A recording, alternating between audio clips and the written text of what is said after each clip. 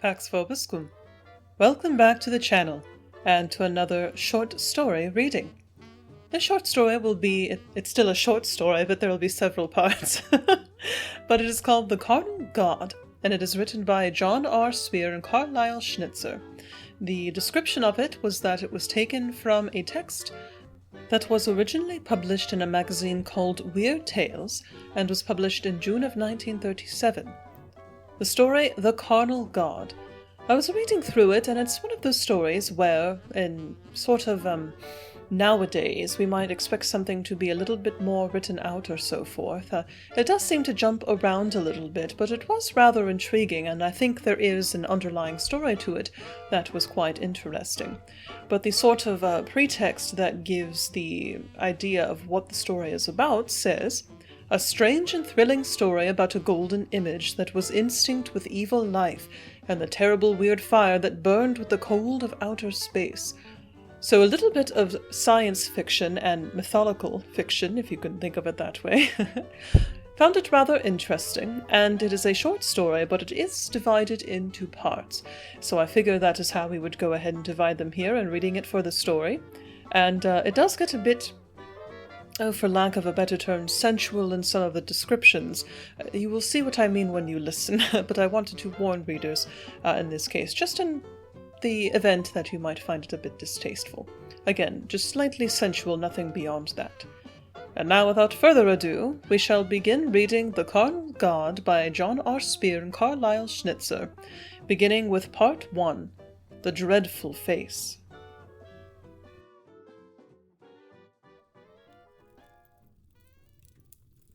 On starless nights when the moon was obscured by the earth's shadow, Pierre Sauret walked alone down the darkest and most deserted streets in London.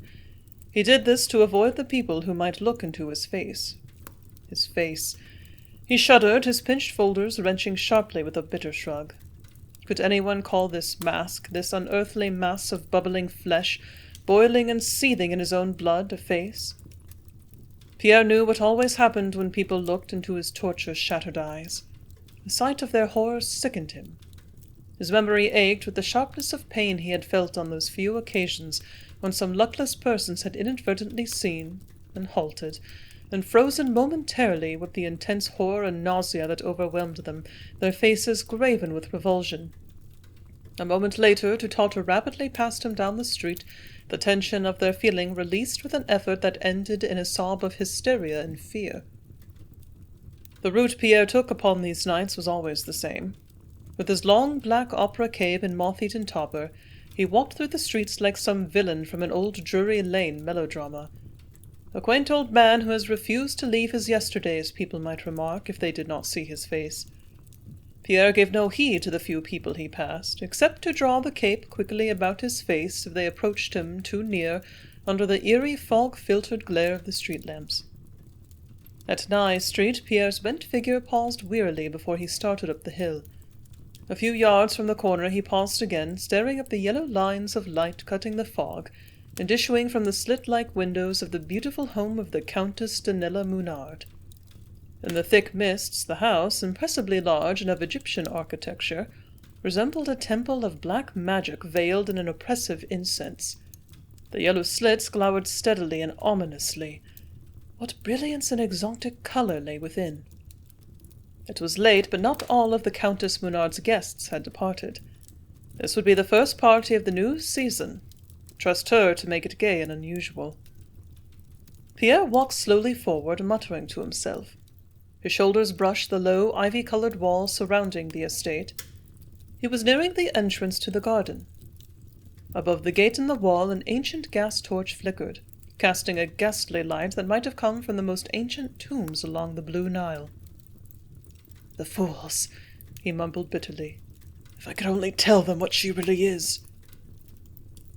Within a few feet of the entrance he paused again resentfully. Was it his fault that the curse of many years before had made him an outcast from the very society that now applauded the brilliant Countess Munard? He thrust back his cape. Oh, how good this musty dampness felt! For weeks he had not been outside his home.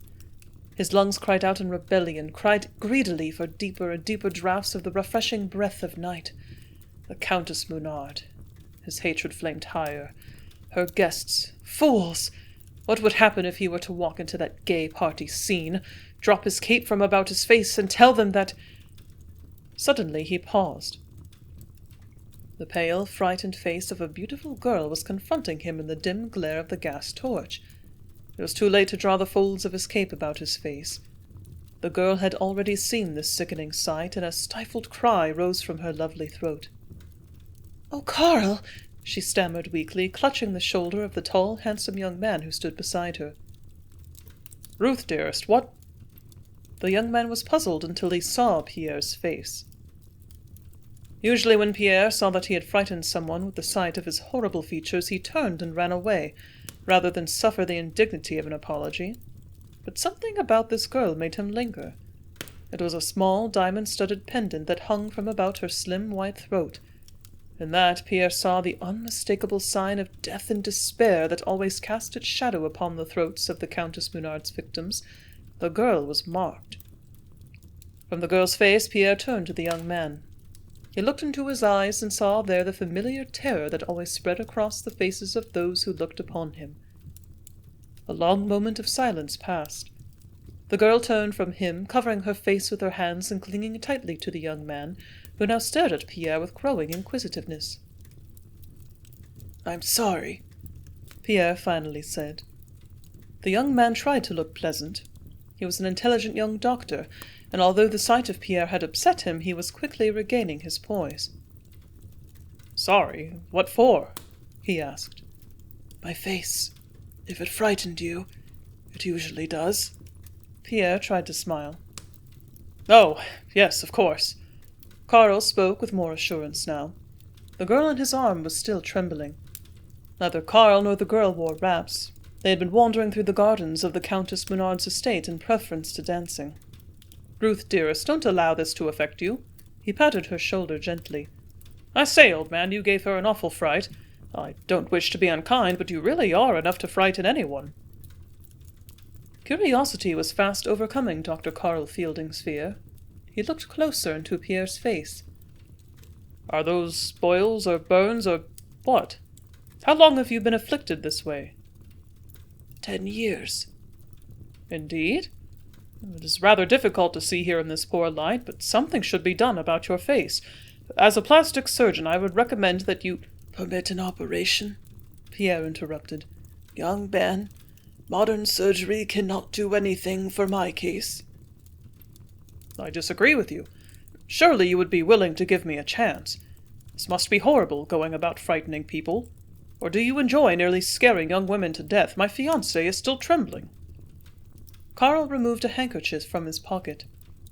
"Here, Ruth, stop crying and use this. The boogeyman isn't going to get you. What am I going to marry anyway, a crybaby?" "I'm not crying," she protested indignantly. "It was just the sudden shock of, well, you and I walking along, and then suddenly to—" She turned to Pierre, but did not look directly into his face. "Really, I am sorry if I offended you." "Oh, no, it is I who should apologize." Pierre's voice trembled with gratitude. "You are very kind, both of you. I was quite careless tonight. Usually I am more thoughtful of people. You see, it is not pleasant to—" He was looking at her throat. Oh, if this young man would listen! But no, it was impossible. No one would believe the story of the diamond pendant.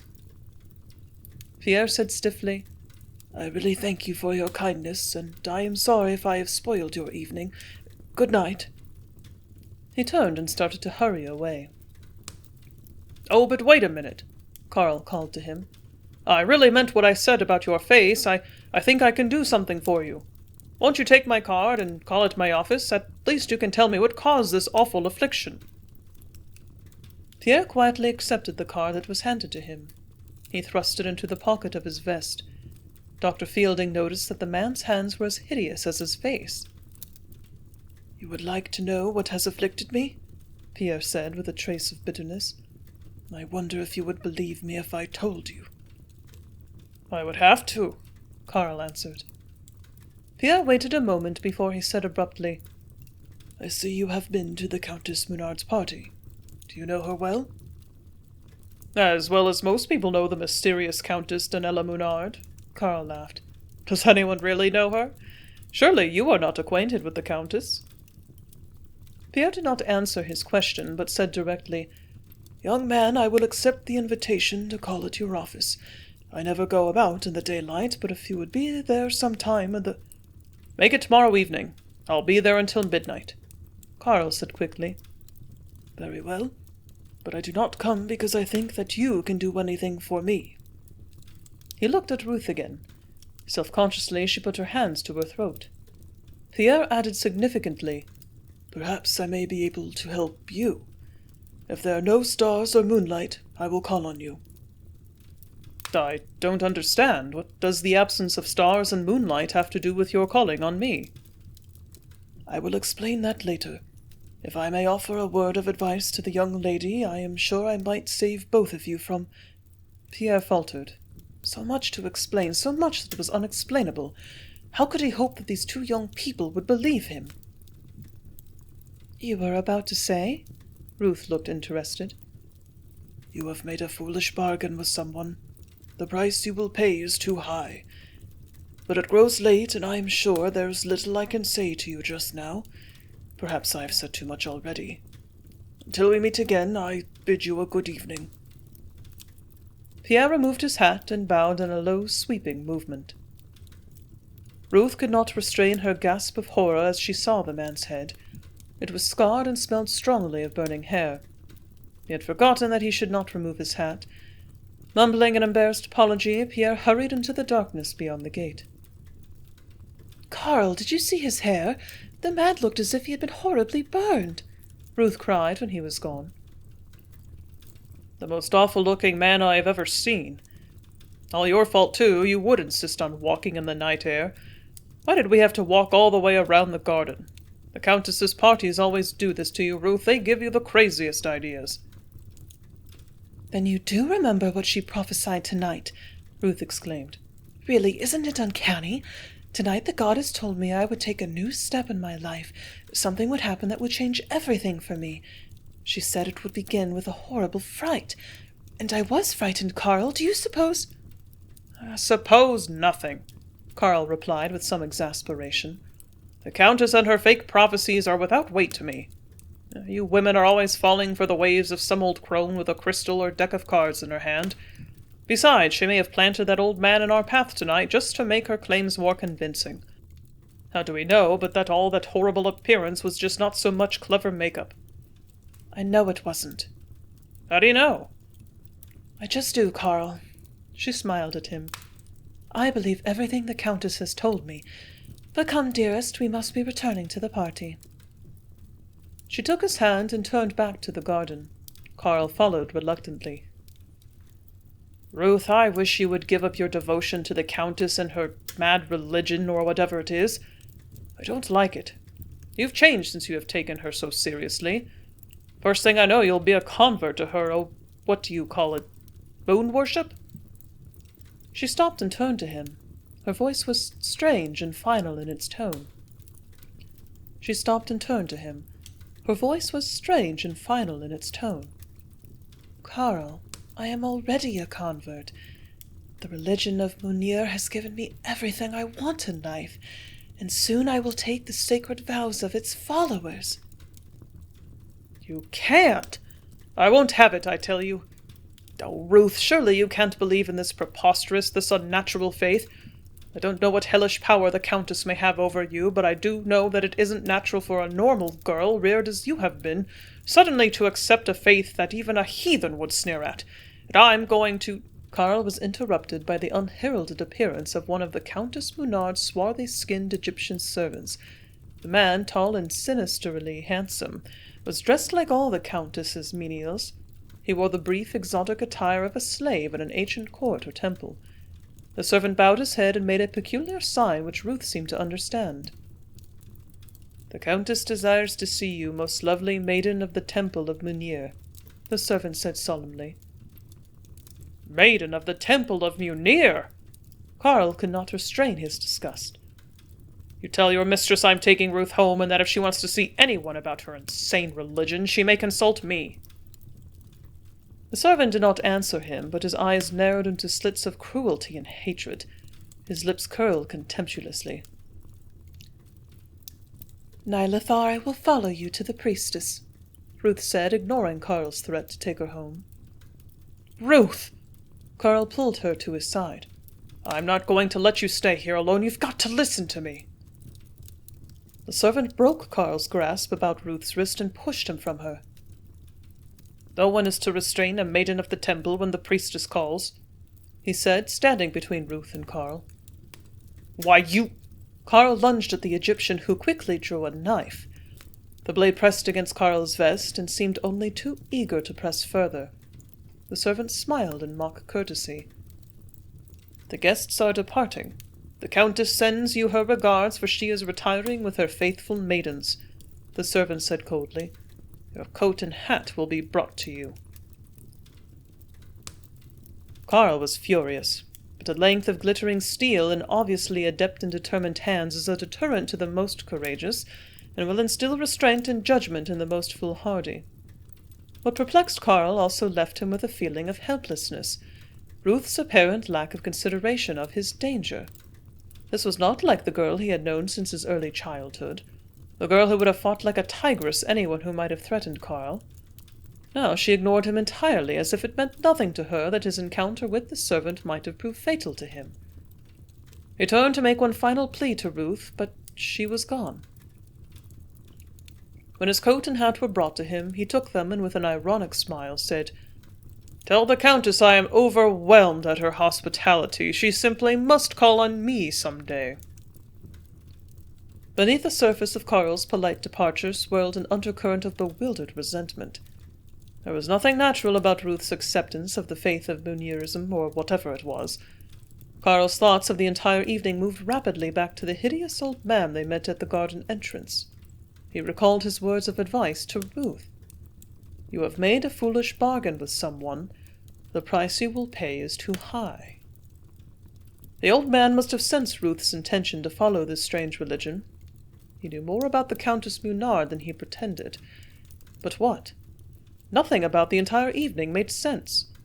Ruth had become a stranger to him, a beautiful stranger. The characterization seemed significant, though in what way he could not fathom.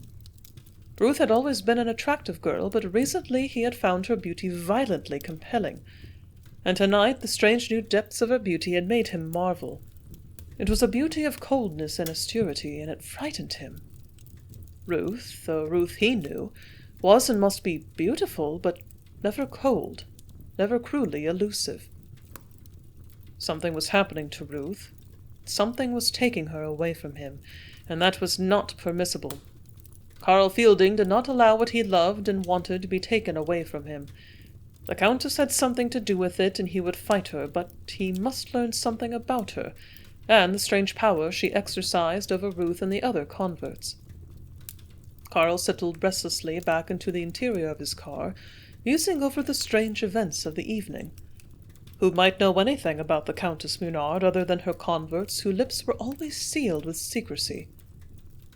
Although it was a slim hope, there was his old friend Inspector Chadwick of Scotland Yard.